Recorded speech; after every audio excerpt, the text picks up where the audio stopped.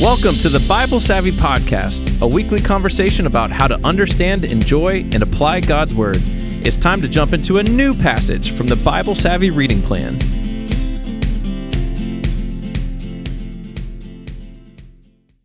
Hey everybody, I'm here with Pastor Courtney and Pastor David. We're going to jump into a passage from Bible Savvy, but David, you've got a question for us first. I do, and we're going to get into some territory later talking about some governing authorities and some scripture on that. So I thought we would tailor the question a little bit to the theme. And so my question for you guys today is, if you could just snap your fingers and create a law that has not existed, that you are in charge of, you get to create it and it is enforced, what law would you create? Courtney, what's your law? Am I going first? Yeah, let's hear about this. My law would be that you must zipper merge. Like on the road? On the road. Like you have to. Two it is lanes a law. come in. Yeah. Yes. Like if And it's you have to going to go all the merge, way. go all the way and then merge in. It is so much faster and less aggressive. People, stop being the person who like pulls over so that you can't get in, because like this is not okay. This is like, when in my life do I experience some of the most frustration? So it is at a zipper merge. If you don't zipper merge, cops, they Yeah. pull you no, over. because Straight to that jail. would be more disruptive. Straight to jail. That would be more disruptive. I think we should shock people's seats or something. Oh, like it's wait a minute, what? Wait, built into the Didn't car? see that Oh, coming. yeah. Just totally. like if you do it wrong. Yeah. Like ding. It's like there's Who like a controls line. that? It's AI. I mean, Everything's yeah, AI. It's AI. It's Yeah. like Yeah. a The line. machines like, watch it. Like when you pass the zipper merge, like the lighted arrow. It's Yeah. Like if you didn't do it right, That's You- 'cause amazing. That would certainly be motivating. it wouldn't cause any traffic accidents. It wouldn't make the problem worse. it would be like Yeah. somebody Yeah. just like, it's like just a quick buzz. Just Just a a reminder. quick one. Just a reminder. That's quick. Oh my gosh. All Unless right. it's like your 10th time doing All right, it. there Then you go. not so quick. Clayton. I got two. One serious, one more playful. The serious one is, I just think presidential and political campaigns should be short. And so there should just be a law. You can't campaign more than 60 days or 90 days before the election. Okay. So that we just like, it always feels like campaign times and it's annoying and we all are weary of it. Mhm. And I would just be like, no, talk about it right beforehand. Shorten and it. just do that. I think our life would all be better. That's reasonable. The less serious one is, I think we should all wear name tags. Like I love this. Yeah. I love You- this. you- I've been really passionate about this. I just think, look, we all know we're not good at remembering names. Yeah. There are too many people and too many situations where you're like, oh, what is it? And if we all just were first names, doesn't need to be any more information. It could be just, it could be a nickname, whatever you want to be called, but it's just, you got a name tag. Or at least, I mean, maybe it's just in churches. I don't care as long as it's there. I'm tired of being like, someone being like, will you pray for me? And I'm like, oh, my name, my mind just went blank. I can't remember. Pray for this brother. this- You know, This is why I work in kids ministry, because you're like, hey, buddy. They do have name tags. yes. Well, and they do have No, name tags. like, You that's put it- what, like, they name literally wear name tags. tags. you But call them by their also, number, maybe like, number hey, 5403. buddy. So in this situation, if the adult doesn't wear the name tag, do they get an electric shock like Courtney's? This is the penalty. What's your law, David? Okay, I also have two. One is the most disgusting thing to me in the world is when someone leaves the bathroom without washing their hands. Like, it should be a law, not a, hey, we expect everyone to do this, but this should be like enforced. Everybody must wash their hands. by like, who's watching? Yeah, It's I don't know. like the bathroom monitors. Yeah, bathroom monitors. Electric That's shock what it as is. you leave the door. Yeah. It's the worst police beat, right? Like, you're just like, you're at the men's room today. It's like, Yeah. and what if you flee on foot, like too fast for the person who had the duty of being Yeah. in the men's room? No. But my second one is, you know how in February, like, everybody gets really cold, and then after you're cold for too long, you start to get grumpy, and February is just like Yeah, a it's the dark worst. month. I think there should be a mandatory like week in February where like everybody's just off. Everybody's on vacation. Like there's some limits to this, and you'd have to figure out emergency stuff. But if we could just all agree in February, life just needs to vacation. Just everybody needs a week to just, hey, either go spend some time with your family, go have some dinners, but you don't have to go to work or anything. Just a good mental health week, in February. Yeah, in February. It's February specifically is February. the longest month. But the shortest. Yes. It's the worst. Yes. It's the worst. Yeah. That's true. So, all right, let's talk about our passage here. Actually, before we do that, I've got a question that I'm sure people are wondering about. Courtney, you bring markers. I do. This is a new thing. Everywhere I go. Yeah. Let's be honest. I do. I bring markers actually everywhere I go.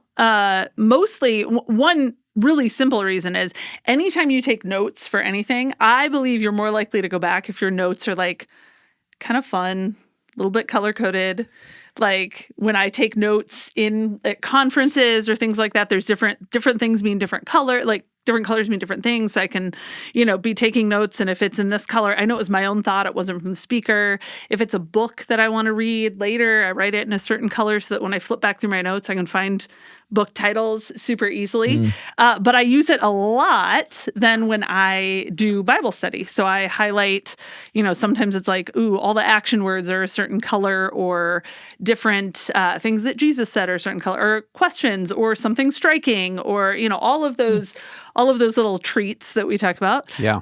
I'll assign different colors to those, or I'll use them to like ask little questions, things like that. So they are my personal way of both making it interesting.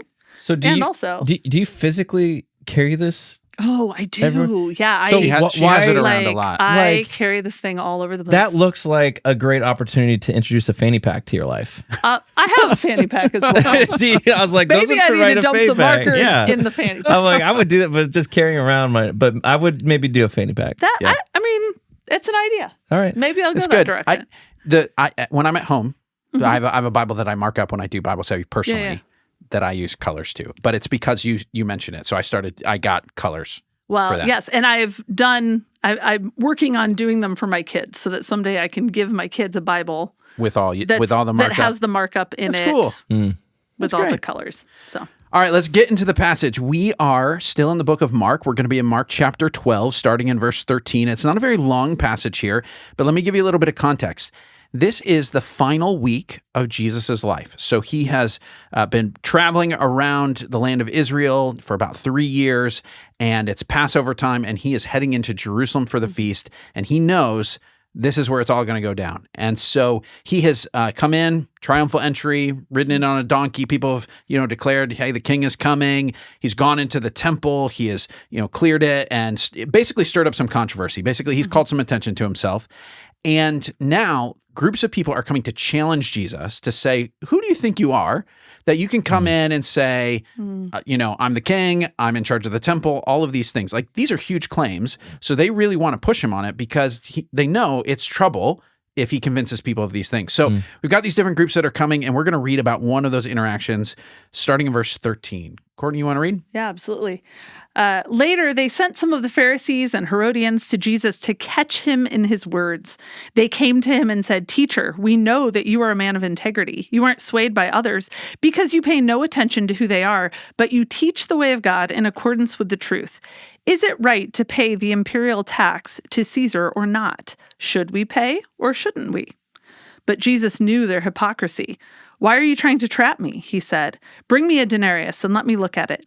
They brought the coin, and he asked them, "Whose image is this, and whose inscription?" "Caesar's," they replied. Then Jesus said to them, "Give back to Caesar what is Caesar's, and to God what is God's." And they were amazed at him. All right, the next step in comma is O, which stands for observations. So the question is, what do you guys see in this passage? So I have a question. Hey, Clayton. Oh, Hey, whoa, we're starting with Clayton. Hey, Clayton. Hey, Clayton. Wow, right out of the gate. What's a Herodian? wow. Because it talks about Pharisees. I feel like most Okay. churchgoers know Pharisees is come up a lot, but Herodian is a little bit unique. Yeah, no, if someone has it, you don't want to get too close because it's gross. Okay, so Pharisees and Herodians, these are two groups of people. Sort of if you want to think of, this isn't exactly right, but the kind of different groups that you read about in the Gospels, Sadducees, Pharisees, Herodians, these kind of people, they're sort of like political parties, or at least political factions. And most of them have some sort of basic response to the situation that's going on in Israel, which is Rome is in charge. That's the basic fact. You always have to keep that in mind, kind of in the back of your mind when you're reading stories about Jesus, because everybody who's interacting with him knows this is kind of the reality of our world. And if we're going to figure out who we are as a people of Israel, you're going to have to answer the question, how do you deal with the fact that there's an empire that rules over us? So the different groups are saying, how do we deal with this? And so among the Jews, some, like the Pharisees, say, here's how we do it. God's promised us that he would give us land, he would take care of us, he would do all these things, bring a king. But what that requires is we need to be faithful to the covenant. So they say the most important thing is for us to get our act together and really do what the Torah says, do what the Bible says. The Herodians are kind of on the other side of things. They are saying, well, they're not saying don't do what the Bible says. They're saying, here's what we need to do. We need to cooperate with the Romans. So Herod was a Jewish person, well, or close enough to Jewish. There were some debates about like where his ancestry came from, but he was kind of the puppet king that Rome put in charge. Said, hey, you guys want a king? We'll let these folks be the kings, the kind of dynasty of Herod. We'll let them be in charge. And so the Herodians were Jews that said, we'll support that because the Romans are good with us having this guy as king. So the Pharisees are looking at the Herodians saying, you've kind of gotten in bed with Rome and are compromising. And the Herodians are looking at the Pharisees saying, you're not willing to get your hands dirty and do what it takes to have some stuff. There are other groups that had different opinions about this stuff, but the Pharisees and the Herodians are not natural allies. They're kind of doing two different approaches to how do you deal with the fact that Rome is in charge here. Yeah. So it is interesting that they're sort of teaming up here. Yes, it's very in this strange. moment. I think that's a key, like contextual item that helps me understand. Okay, Jesus is really ruffling some feathers. Then, if these two factions are coming together to try to trap him, so that's really interesting. That's right. Yep. Well, I feel like this passage in general, there were a lot of things that I needed to really look up. Like if I were bringing this to my community group, I would want to have done my homework first. That's what I kept thinking. Is it's one thing, sometimes I'll admit it, sometimes you go to your community group and maybe you're not super prepared, like you're kind of sitting down, like doing it a little bit on the fly. This is one that I felt like, wow, I would need to know, like, talk to me about the imperial tax, talk to me about what some of these things mean. What are Herodians? And so just as an observation, I think this is one of those where you kind of had to dig in a little bit. You had to figure it out, read through your study notes, but also like look it up, figure it out, pull out some reference material. Yeah. Yeah. A good study Bible will give you some of those basic things, but it's not straightforward on the surface with some of it. Yeah. One of the things that I noticed here is the way the people come to him and just lay it on thick. Okay, so verse 14, they're like, we know that you're a man of integrity and you're not swayed by other people. You pay no attention to who they are. You teach the way of God in accordance with truth. Like they're sort of like, and it's a little bit disingenuous, right? Like this is not like a disciple who's like, man, you're amazing, Jesus.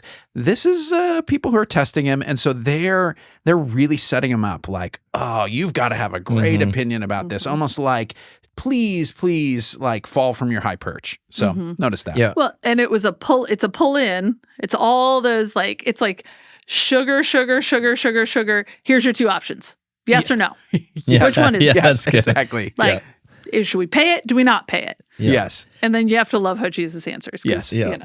Well, but even the words they use, they say, you aren't swayed by others because you pay no attention to who they are. Yeah. Kind of sounds like you aren't swayed, which is good. Like, because you pay no attention could be like, because you pay no attention to who I am. Yeah. And you don't realize how important I am or how important Herod is or how important the Pharisees, it's Well, hey, read the room, Jesus. But it sounds like a compliment. It's like a backhanded, like, oh, bless your heart. Like, you pay no attention to other people. You're just trampling over all of these things. Yeah. Well, and they're saying, but you teach the way of God in accordance with the truth, not, but you are the Son of God. Like, they're not coming out and saying, no, they're definitely not, because they're not going to, admit that. But yeah. But at the same time, the ironic thing is, it's all basically true. Yeah. Right? Like he really is that sort of person. Yep. But they obviously don't really think that. Yeah. Yeah. What else are you guys seeing here? Once again, I mean, we just see it all the way through Mark, right? But Jesus knew their hypocrisy. Like he always knows it. Like there's tuned in. Yeah. He's always got like the inner monologue that is going all the time. Yeah. Yep. Well, I mean, so my observation, you mentioned Jesus' response, but I mean, I really think this is beautiful. I love a good object lesson. I love a good prop. I'm sure the children's pastor next to me loves a good prop. I do. To take an abstract idea and say, okay, let's look at it another way. Clayton, you're a genius at metaphors and this kind of stuff. When Jesus does it, he's like, okay, all right, give me a coin. Yep. Let's look at the coin, everybody. As I read this, I felt like I was sitting in the audience watching Jesus do this, where he's like, whose image is on this? And he points them to look at it, and it's obviously a rhetorical question. Everyone can see this. It's like, okay, that's Caesar's. And his response is just, okay, then give to Caesar what is Caesar's, and give to God what is God's. Yeah. And it feels like such a mic drop moment because obviously he's solved this test in many ways, but it really, to me, made me lean into the passage, and he's like, and made me ask, well, then what is God's? What is he trying to explain about the image here? And thinking image drew me to Genesis 1, where it even just talked about the creation of mankind was in the image of God, he created them male and female. We are all made in the image of God. And all of a sudden I'm like, wow, he took a coin. He took the image of Caesar and he reminded us of what image we are made in. And it's brilliant. It's absolutely, absolutely brilliant. Well, so the movie scene it reminded me of is in Toy Story. Oh, when yeah. he looks at his boot. Yes. When Woody looks at his boot, and it's like, it says Andy on it. Like, and it says Andy on it. Like, give back to Andy what's Andy's. Yeah. Like, it's his toy. Well, that was I was my thinking, image. kind of as I was walking here, like we have like Lost and Found sometimes in Kids World or whatever, where all the kids stuff is there, and it's like some of them have names on it. It's like just like this is who it is. Like okay, they put their sticker on it, they put their name on it. Like just give it back to them. Yeah. Which, in some ways, so we should probably go back to what the dilemma was, right? Yep. So if they're trying to trap him, and they gave him that either or. Yeah. And the either or is, okay, if you say we should pay taxes, it means that you're in support of the Roman government. And that, of course, is the whole thing about like when they complain about tax collectors. The point wasn't, well, we don't like paying taxes. Nobody's ever liked paying taxes, but it's always just been a part of life. And they're not really just complaining about that. They're saying, are you going to collude with these people that not only do we not like them oppressing us, we also think that like God has made a promise that what they're taking from us belongs to us, which means it's almost a theological thing. And so if you side with them, you're denying that you trust that God is giving us what he promised. But if you don't, guess what? You're starting a rebellion. And so this is not good. Like you are either going to get the Romans to come down on you, or you're going to get these faithful Jews to reject you, and you're out, Jesus. You've lost. And so like that's an impossible thing. And so that's why it's even more genius to be like, look, I didn't actually have to argue like, well, there's nuance or whatever. It's like this one thing of like, what are you going to do? Not give the man his coin? He put his face on it. He went to, and it's like this, like, let's cut through that and say, is this the biggest deal? He put his face on a coin, give the coin back to the man. And almost downplaying what the taxes mean. You know what I mean? You're making this huge deal out of it. Look, Caesar's going to Caesar. Just give him his stuff. But then don't forget, you actually belong heart, soul, mind to God.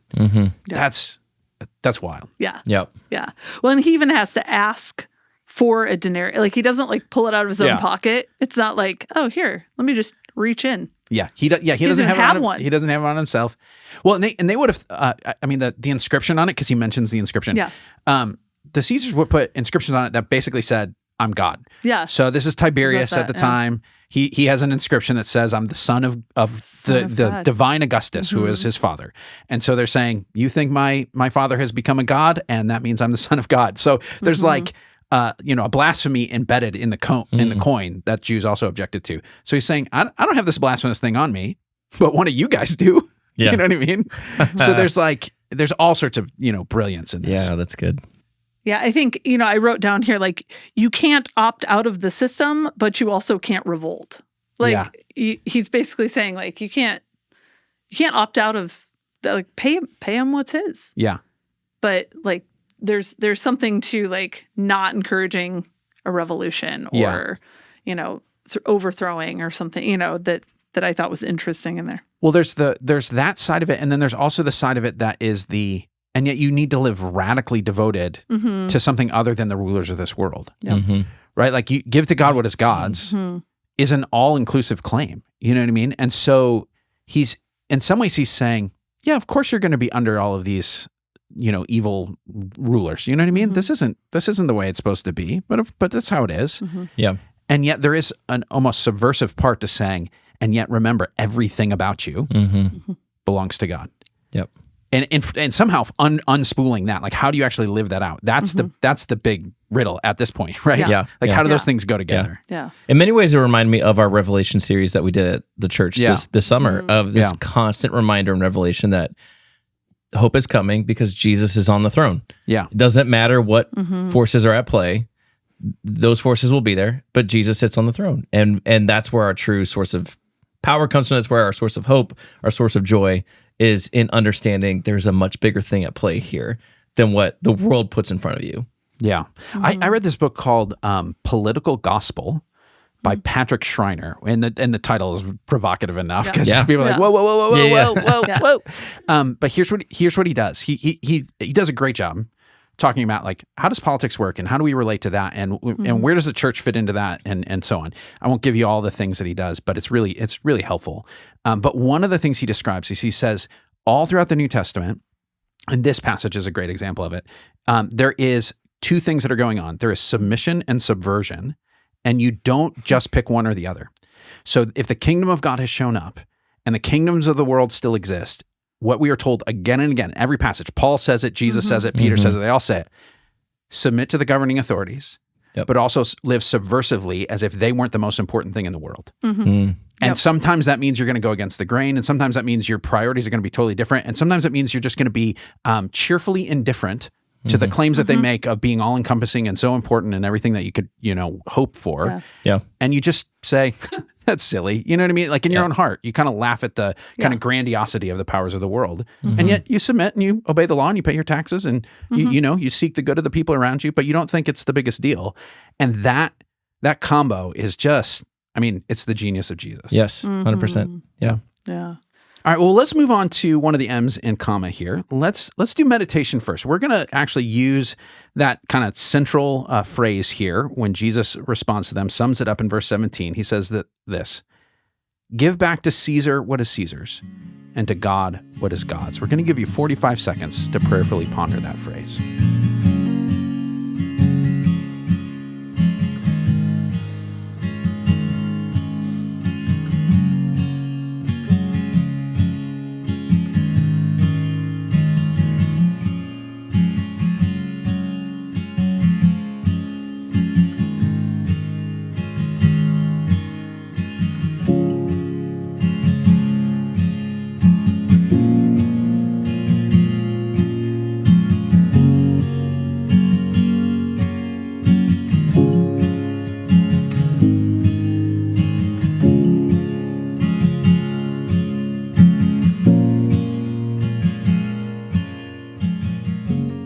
All right, let's talk about the other M in comma. Let's talk about message here. If you're going to take some of your observations and distill them into a principle, how would you put it? Well, mine is a little specific to the passage. I suppose I could generalize it for, like we say, put it on a wall or whatever. But just the idea that Caesar's coins are limited, but Jesus is eternal. The idea that kind of what you were saying, like, do the things on earth that, bring peace among the people sometimes, but there's an eternal piece to this too. That there's, that image bearer piece, which moves into my application. I won't go too far into that, but just the idea that there's something limited here, but then there's also something eternal. Yeah, my message is really simple. It's just, I belong to God.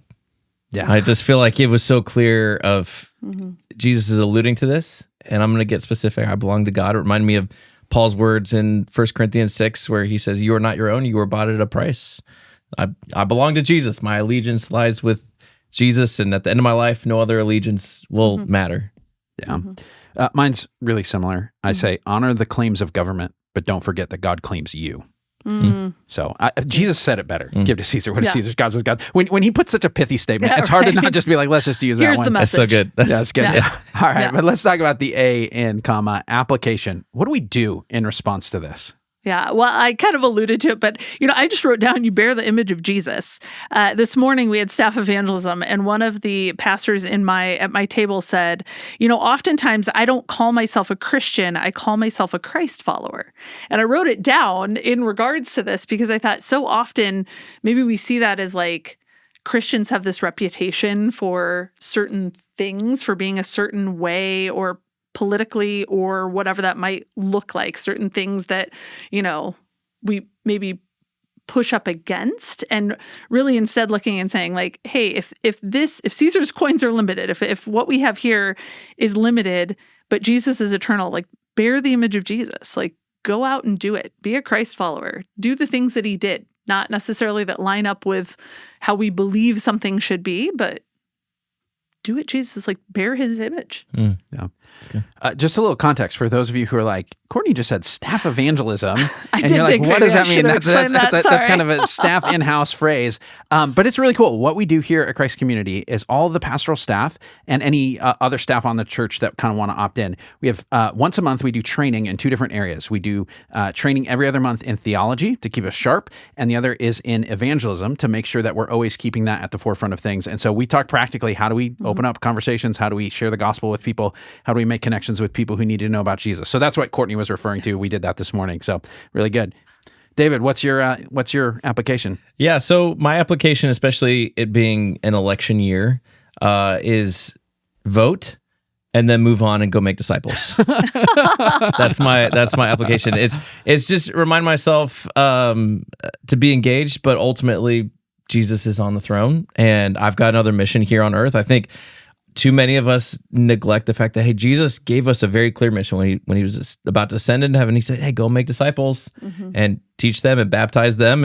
And these are people who are also made in God's image, who may be destined for hell, and I can do something about that. So in my mind, it's like, hey, be engaged politically, but that's not my number one thing. It's to go and make disciples at the end of it. Yeah, I think if you end up unhappy with whoever's elected, and probably we all will at some level, even if you voted for the person, just remember you would have liked Tiberius Caesar less. You know what I mean? Like, that's part of it. We feel very angsty about the people that we have as options, and if the person we don't like gets voted in or whatever. The truth is that the Christians who had hope and cheerfully changed the world were living under Tiberius Caesar and Nero and these sorts of people who, like, they're not good folks. And so, and the church is still here and the Caesars are not, right? So it's good news. Here's my application. So I said, honor the claims of government, but don't forget that God claims you. And so for that, my application is to make a concerted effort to resist those more ultimate claims that kind of the political world makes on us. Like, the political world doesn't just want us to say, hey, would you support this cause or this person or whatever, though that's part of it and that's important to talk about. But what it really wants to do is, will you give me your heart? Yeah. Like, will you put your hope in this, that if this person or this policy or this thing is accomplished, we're going to be okay. And if it's not, oh no, right? Yeah. Like that, when it starts to level up to hope and despair or love, and where you get your kind of like, when the things you like are up, you're up. And when they're down, you're down. Like when that starts to creep into your heart, that's when you have to say, whoa. Give to God what is God's. And you have to make that concerted effort to say, all right, I need to not see all of this stuff as a savior. Yeah. I need to say it's not make or break. The only thing that's make or break is the king and the kingdom that I already belong to. Yep. I think that's it. I don't know. Did we just wrap with that? That's it. At this point, yes, that's exactly. Thanks for hanging out with us. Join us again next Monday for a new episode where we'll be looking at another passage from the Bible Savvy reading schedule. And in the meantime, if you're not following along with the reading plan, check out BibleSavvy.com. Also, you can subscribe and leave a review on whatever platform you're listening or watching on. You can find us on YouTube or wherever you listen to podcasts. Email us your questions or suggestions at podcast@BibleSavvy.com. Lastly, tell your friends, and we'll talk to you next week.